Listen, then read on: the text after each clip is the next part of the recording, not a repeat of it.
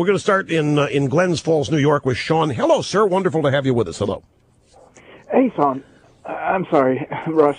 I keep hearing on TV and we just can't afford it, and the sacrifice is going to have to be shared. And I've got a decent memory. I remember just a couple months ago when we couldn't have increased taxes on the most wealthy, the people that have made more money over the last decade, over the last 40 years, really, than anyone else in America. Right. Well, wages have, kind of remained flat. What I want to know is when Andrea Mitchell, Mrs. Alan Greenspan, and when Rush Limbaugh say we need to share the sacrifice, what kind of sacrifices are you guys making? I mean, really. What, you guys? What kind of sacrifices are you guys? What do you mean by you guys? Well, like I said, you, Andrea Mitchell, all the rest of the rich folk in the media that love to get up on TV and talk about how this sacrifice must actually be just I'm not avoiding your question. I'll answer it here in just a second. I am not a proponent of shared sacrifice. I don't believe in sacrifice, period. I think that's an absolutely defensive, stupid, self-defeating way to go about life. I don't believe this whole sacrifice business is a Democrat trick. It's nothing more than a political spin game. We must have joint sacrifice. What that means, we must universally accept bad times. Must just accept them and then all share equally in them. Sorry, I don't participate in recessions. I am not going to sacrifice to make somebody else feel good. I'm going to keep doing what I do, and I hope to prosper at every moment of my life. I mean, that's what this country is all about. Now, what do you think? What kind of sacrifice should I be doing?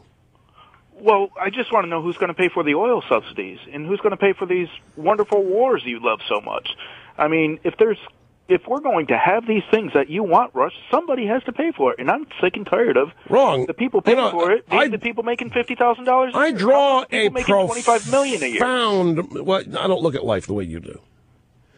There's a reason somebody makes $25 million and a reason somebody makes $25,000, and it's not the guy who's making $25 million's fault. There's a reason it's not your job to come along and say that somebody is at fault, and it's none of your business to come along and say it isn't right, and that somebody has got to make it fair by giving something up.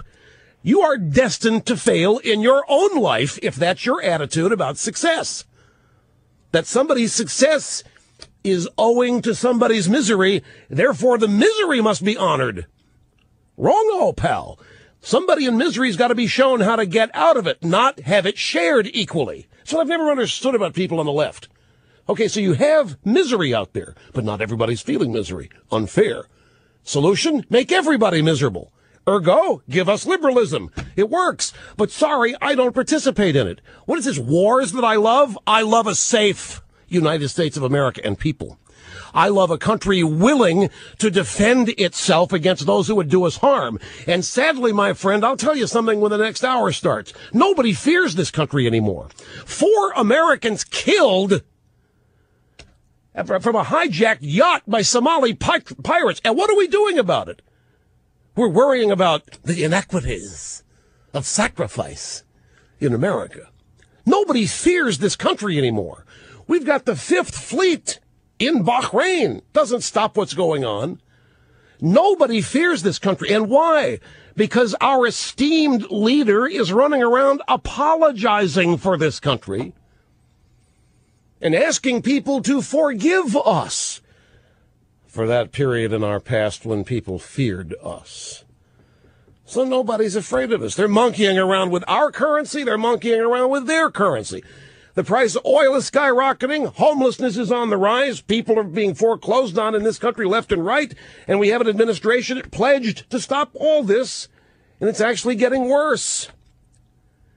Whether you know it or not, we're all sacrificing what otherwise could be a great life because of liberalism running this country right now.